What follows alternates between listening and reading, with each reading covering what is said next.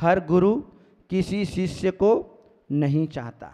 गुरु देखता है व्यवहार कैसा है, आचरण कैसा है, समर्पित भाव है या नहीं, ये सब चीज़ें देखता है। इसके बाद जो है गुरु अपने जीवन के अंदर उस शिष्य को चाहता है। बाकी गुरु जो है इतने सहज नहीं है, इतने सरल नहीं है कि शिष्य को चाहने वाले बन जाए।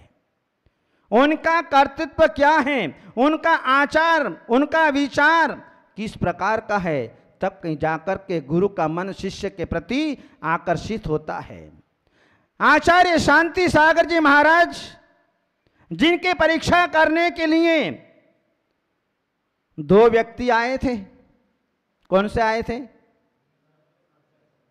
हैं? एक तो हीरालाल जी और दूसरे खुशहाल चंद जी। ये 2 व्यक्ति आए थे और जैसे उनकी परीक्षा की, परीक्षा में वे पास हो गए और पास होने के उपरांत उन्होंने देखा कि दुनिया के अंदर हम जिसकी खोज कर रहे थे ऐसे गुरु हमको अपने जीवन के अंदर मिल गए और तत्काल जो है गुरु को समर्पित कर दिया। और जब से चरणों में मस्तक झुकाया तब से लेकर के जब तक समाधि नहीं हो गई तब तक अपने चरणों में से मस्तक नहीं उठाया। और उसका प्रतिफल मिला कि आचार्य शांति सागर जी महाराज ने हीरालाल जी को आचार्य पद पर प्रतिष्ठित कर दिया। गुरु की ऐसी दृष्टि होती है।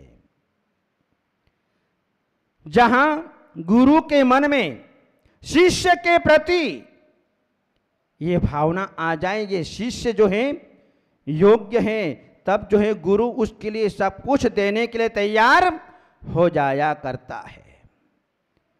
उस विद्यार्थी ने कहा मेरे से नहीं होगा, मेरे से नहीं होगा। यदि आपका बेटा आपको मना कर दे कि मेरे से ये काम नहीं होगा, तो आप दोबारा उसको काम बताओगे? नहीं बताएंगे। एक नन्ना 100 रोग को दूर करता है, एक नन्ना 100 रोग को दूर करता है। एक बार जिसने मना कर दिया दोबारा उसका नाम नहीं, चलो गेट आउट। तुम गुरु के दृष्टि से, पिता की दृष्टि से नीचे उतर गए। विद्यार्थी ने मना कर दिया मेरे से नहीं होगा, और जो है दूसरे विद्यार्थी से कहा कि अभी मेरा मूड नहीं है, अभी मेरा मूड नहीं है। तीसरे विद्यार्थी से कहा हां अभी कर देता हूं, और जो है हाथों हाथ सफाई करने में लग गया। बस इसी प्रकार से जो है हमारा कर्म है, हमारा कर्म है। हमने जैसे भाव बनाए, जैसा कार्य किया, जैसे परिणाम किए, तत्काल जो है कर्मों ने हमारा काम कर दिया। यदि हमने पुण्य किया तो पुण्य का बही खाता तैयार कर दिया, पाप किया तो पाप का बही खाता तैयार कर दिया, धर्म का अधर्म का, सुख का दुख का, उपकार का परोपकार का, अपकार का, जो कुछ भी हमने अपने जीवन में कहा वो कर्म ने तत्काल कर दिया। और जो है वो कर्म हमें तत्काल हमारे उदय में भी ला देता है। जब कर्म का उदय आता है तो व्यक्ति को अपने जीवन में अपने कर्म के अनुसार सारा चिट्ठा जो है सामने ला करके रख देता है कि आपने अपने जीवन में इतना उपकार किया, इतना परोपकार किया, इतना सुखी किया, इतना दुखी किया, इतने आंसुएं दिए, इतने बद्दुआएं दिए। इस प्रकार से जो है प्रत्येक बात का जो चिट्ठा वो ला करके रख देता है। महानुभाव, नसीब, खुश नसीब और बदनसीब, इन तीनों का निर्माण इंसान कब करता है? इंसान इन तीनों का निर्माण अपने जीवन में वर्तमान पर्याय में ही करता है। नसीब, खुश नसीब और बदनसीब, इन तीनों का निर्माण इसी वर्तमान पर्याय के अंदर करता है। हम देखते हैं इंसान अपने साथ में क्या लिख करके ले जाता है यहां से, हैं? नसीब, भाग्य लिख करके ले जाता है यहां से, वर्तमान पर्याय से। आयु लिख करके ले जाता है, मुझे कितनी आयु मिलेगी, और जो है कितना पाप कितना पुण्य, कहाँ जन्म लेना, मुझे कहाँ सुख मिलेगा, कहाँ दुख मिलेगा, कहाँ पर मेरा जन्म होगा, कहाँ मेरा मरण होगा, कहाँ मेरा व्यापार चलेगा, कहाँ मुझे परिवार मिलेगा, ये सब जो है वर्तमान में लिख करके अपने साथ में लेकर के जाता है, पहले से ही फिक्स कर लेता है। इस पर्याय को छोड़ने के पहले ही वह सब कुछ लिख लेता है। उसे पता नहीं चलता कि मैंने अपने जीवन में क्या क्या लिखा है, पता नहीं चलता, क्योंकि दुनिया के अंदर कोई भी प्राणी किसी के नसीब को खोल करके नहीं देख सकता। देख सकता है कोई? किसके भाग्य में, किसके नसीब में क्या लिखा है, आज तक किसी ने खोल करके देखा? 4 वस्तु ऐसी हैं कि उन 4 वस्तुओं को कोई भी खोल करके नहीं देख सकता। एक तो नसीब, दूसरा जो है वह आपका दामाद, तीसरा है श्रीफल और चौथा है बहू। ये 4 वस्तु दुनिया के अंदर ऐसी हैं जिसको कोई भी खोल करके नहीं देख सकता कि ये किस स्वभाव वाले होंगे, इनका भाग्य क्या होगा, दुर्भाग्य क्या होगा, सौभाग्य क्या होगा। ये कभी भी जो है 4 वस्तुओं को खोल करके नहीं देख सकते। आज तक खोला किसी ने? हैं? आप जो है अपने घर के अंदर बहू लेकर के आए, दुनिया में आज तक कोई भी जो है अपने बहू को शादी करने के पहले आपने अपने बहू के स्वभाव को खोल करके नहीं देखा। यदि बहू के स्वभाव को खोल करके देख लेते तो आपके घर के अंदर बहू नहीं आ सकती, कभी नहीं आ सकती। 2-4 बातों को लेकर के आप अपना रिश्ता पक्का कर लेते हो। नारियल कैसा निकलेगा भीतर से ये कोई नहीं जान सकता। आप फोड़ देंगे तो उस नारियल की फिर कोई कीमत नहीं रहेगी। नसीब को कोई खोल करके नहीं देख सकता, हमारा नसीब कैसा है और दामाद कैसा निकलेगा ये भी जो है पता नहीं चल सकता। एक बार आचार्य अजीत सागर जी महाराज के पास में एक व्यक्ति आया और बोला, महाराज मेरा नसीब बता दो, मेरा नसीब बता दो। आज भी बहुत से लोग आते हैं, महाराज मेरी हस्तरेखा देख लो, मेरी कुंडली देख लो, मेरा ललाट देख लो और मेरा नसीब बता दो। सब कुछ है हाथों में, सब कुछ है कुंडलियों में, सब कुछ है माथे में। आचार्य अजीत सागर जी महाराज ने कहा, एक काम कर, तू मुझे अपना काम बता दे, वर्तमान में तेरा काम कैसा है, उस काम को देख करके मैं तुझे अपने जीवन में बता दूंगा कि तेरा नसीब ये है। और वह व्यक्ति जो है गुरु की बात को सुनकर के शर्मिंदा हो गया, आगे कुछ बोल नहीं सका। गुरु ने कहा, क्यों भैया क्या बात हो गई? अभी तो आप अपना नसीब पूछ रहे थे और आपने जो है गर्दन नीचे क्यों कर ली, माथा नीचे क्यों कर लिया, शर्मिंदा क्यों हो गया? उस व्यक्ति को जवाब देते नहीं बना। गुरु ने कहा था कि तू मुझे अपना काम बता दे, मैं अभी तेरा नसीब बता देता हूं। उस व्यक्ति के काम ऐसे थे जिसके कारण वह अपने जीवन में लाचार हो गया, गुरु को बता नहीं सका, क्योंकि अपने जीवन के अंदर खोटा व्यापार किया करता था, खोटी संगत में पड़ा था, खोटा आचरण किया करता था, खोटी क्रियाएं किया करता था, नाना प्रकार के पापाचरण व्यसनों के काम अपने जीवन के अंदर किया करता था, जिसके कारण उसका मस्तक नीचे झुक गया। महानुभाव, हम भी चाहते हैं कि महाराज हमारा नसीब बता दे। चाहते हो ना मंत्री जी? हैं? सारी दुनिया चाहती है कि महाराज हमारा नसीब बता दो, हमारा भाग्य बता दो, आपकी बहुत बड़ी मेहरबानी होगी, आपका बहुत बड़ा उपकार होगा। महाराज तो बताने के लिए तैयार हैं, पर आप मानने के लिए तैयार नहीं है।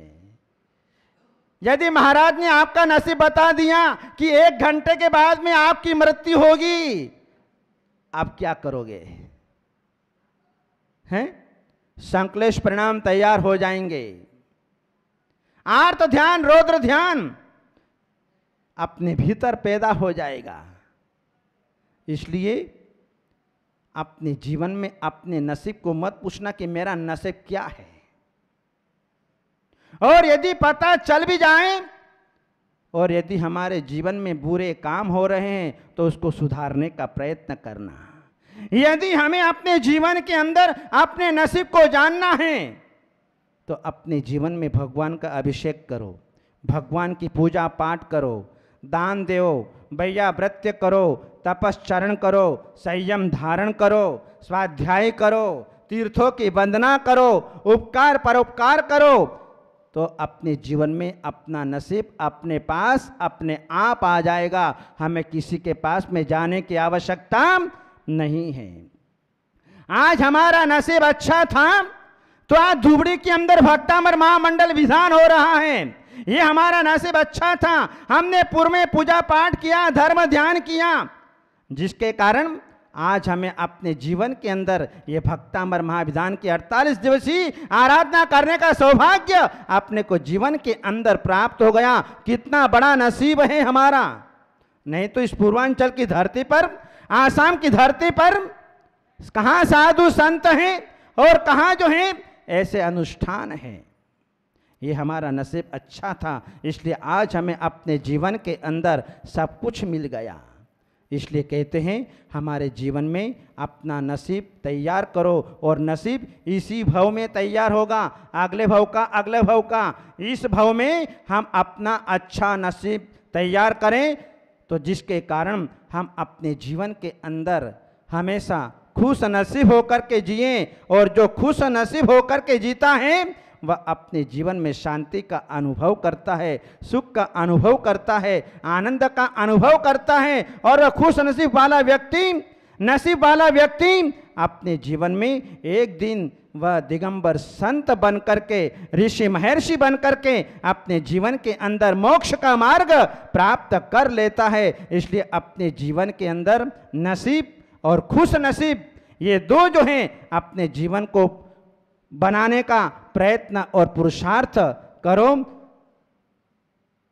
हम अपने जीवन में बदनसीब को छोड़ते हुए अपने जीवन में आगे बढ़े, क्योंकि आज पिता ने दे भी दिया, नहीं भी दिया, वो सब यहीं का यहीं धरा रह जाएगा। इस धरा पर सब धरा रह जाएगा। जिस दिन हमारी आंखें बंद हो जाएगी उस दिन सब कुछ यहीं छोड़ के चले जाएंगे, साथ में कुछ भी नहीं जाएगा। केवल एक आपका नसीब, एक आपका पुण्य पाप, इसके अलावा दुनिया के अंदर कुछ भी अपने साथ में जाने वाला नहीं है। इसलिए अपने जीवन में खुश नसीब और नसीब बन करके अपने जीवन में अपने भाग्य का निर्माण करो और अपने जीवन में सुख शांति को प्राप्त करो। इन्हीं मंगलमय भावनाओं के साथ बोले आदिनाथ भगवान की। मात्र 23 घंटे का समय और अवशेष रह गया है। कल से कुछ लगने वाले हैं, कल से कुछ लगने वाले हैं। कहाँ लगने वाले? कल से कुछ लगने वाले, कल से पर्युषण पर्व लगेंगे। कहाँ लगेंगे? दुकान पर, घर में लगेंगे, ऑफिस में लगेंगे, हैं, मंदिर में लगेंगे। मंदिर में लगेंगे पर्युषण पर्व। कहाँ लगाओगे पर्युषण पर्व को? हैं, कहाँ लगाओगे? हैं, कौन सी टोक पर लगाओगे? पांचनाथ भगवान की टोक पर या आदिनाथ के शिखर पर? कहाँ लगाओगे? ये पर्व जो हैं कहीं लगाने के नहीं हैं। पर्युषण पर्व हमारी आत्मा में लगाने के पर्व है। ये पर्व जो हैं जब आते हैं तो व्यक्ति तैयारी करता है, हैं? आपके घर में शादी हो तो आप जो है कितने दिन के पहले से तैयारियां शुरू कर देते हो? साल 6 महीने से पहले ब्याह शादी की तैयारी कर देते हो।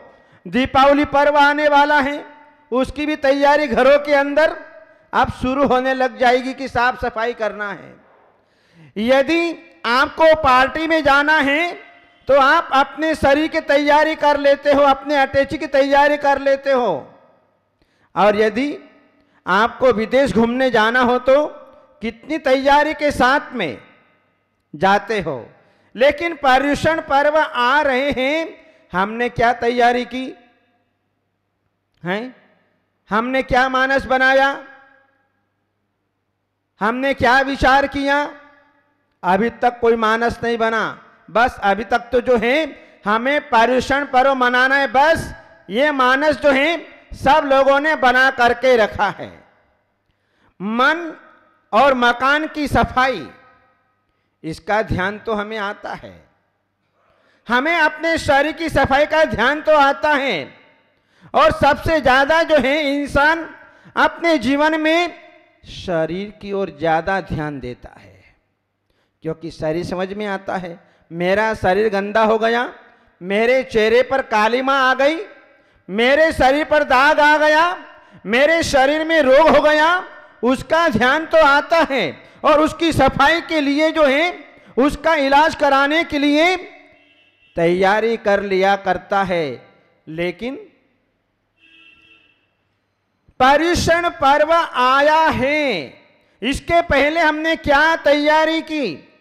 शरीर के पीछे, मन के पीछे हमने अपने जीवन में अपने मकान की सफाई के लिए तो बहुत समय दिया।